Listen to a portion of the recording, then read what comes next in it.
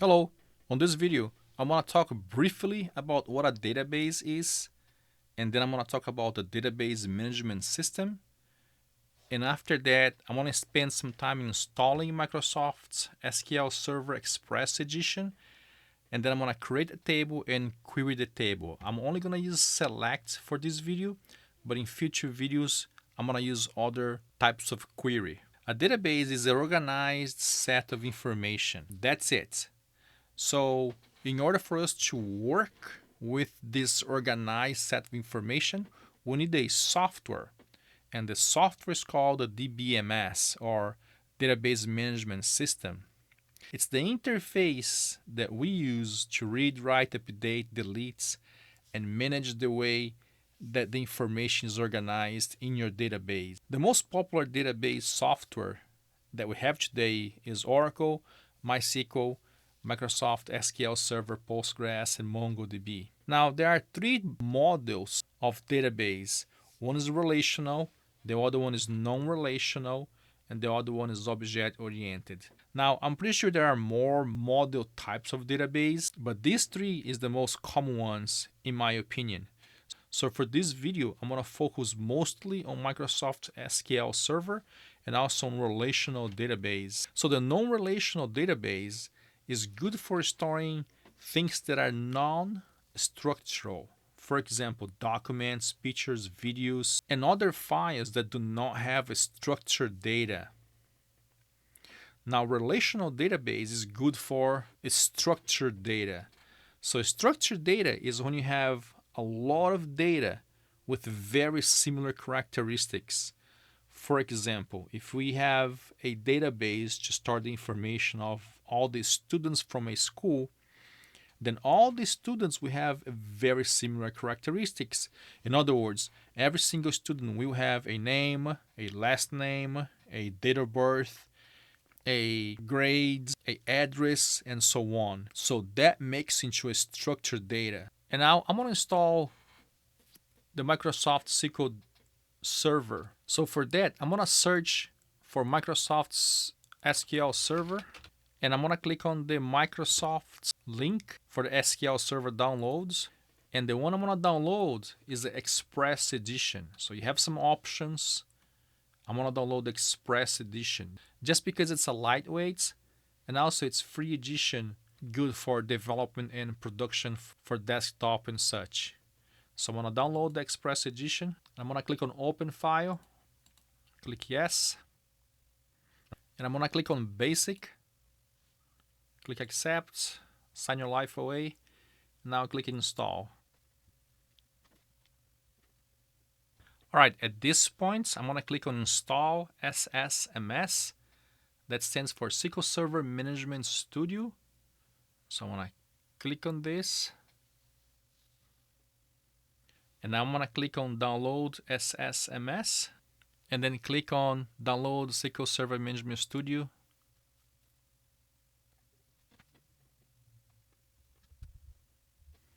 And then I'm going to click on Open the file. And then click on Install.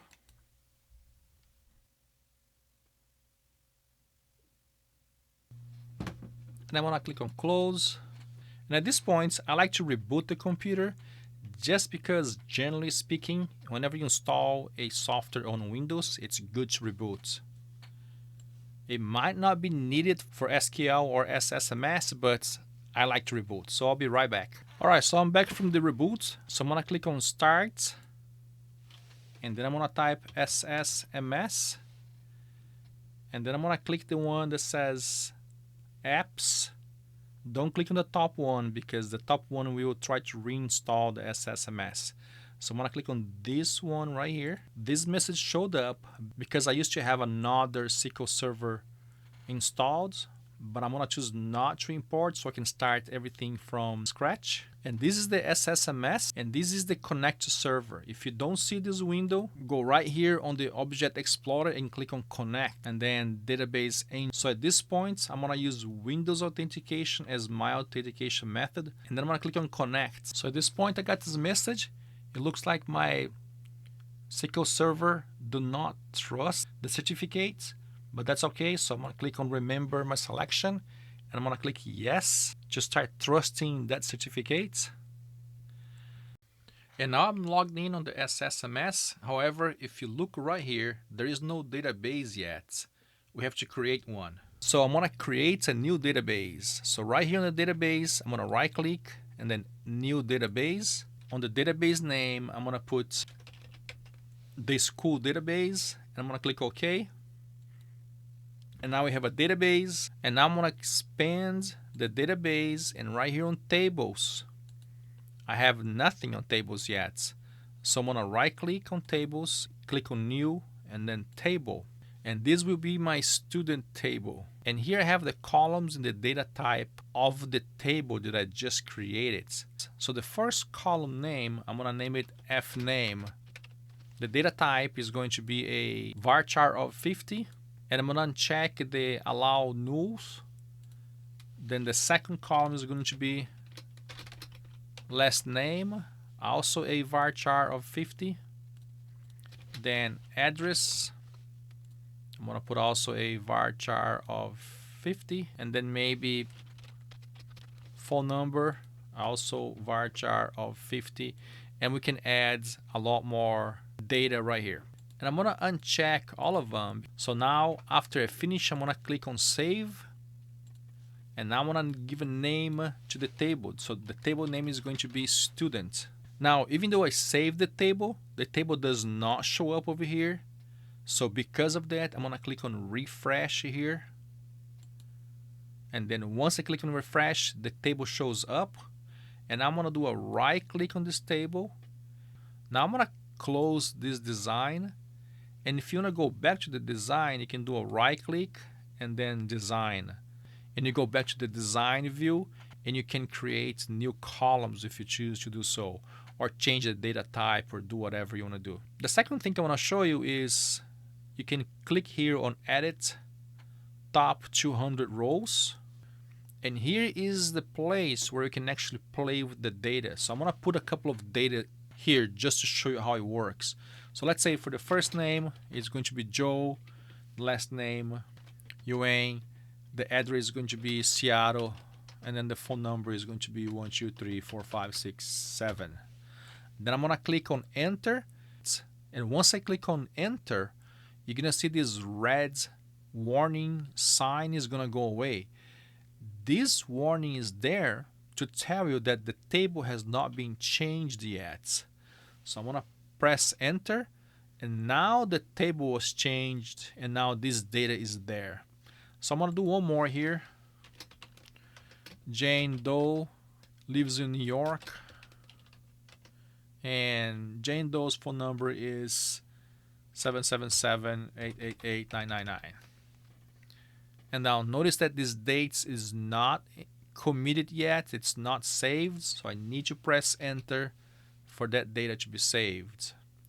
Now I'm gonna click one more here. I'm gonna add Bill, and then I'm not gonna add the other data, and I'm gonna press enter. Now once I do that, it shows me an error right here because these three columns cannot be null. They have to have some kind of data. So I'm gonna click OK, and I'm gonna go back and then finish enter the rest of the data. So I'm gonna put here Bill, and then Bill lives in LA, and the phone number is 222-333. Press enter, and the data got committed. Now I'm gonna go back to the table, and I'm gonna open the design, and then once I click on design, now I'm gonna click right here on allow nulls, and then I'm gonna save this table, and it's gonna give me an error right here, and it gives me an error because the database cannot be changed, but there is a workaround on that. So I'm gonna click on cancel, and then I'm gonna go to tools, options, and designer, and then I'm gonna uncheck the prevent saving changes that require table recreation. So I'm gonna uncheck this, click OK, and I'll go back to my designer and click on save, and then the changes take place. So the change that I did now is that now I allow some columns to be null. So that means if I come here and create one more column on my table, then I can leave some columns empty.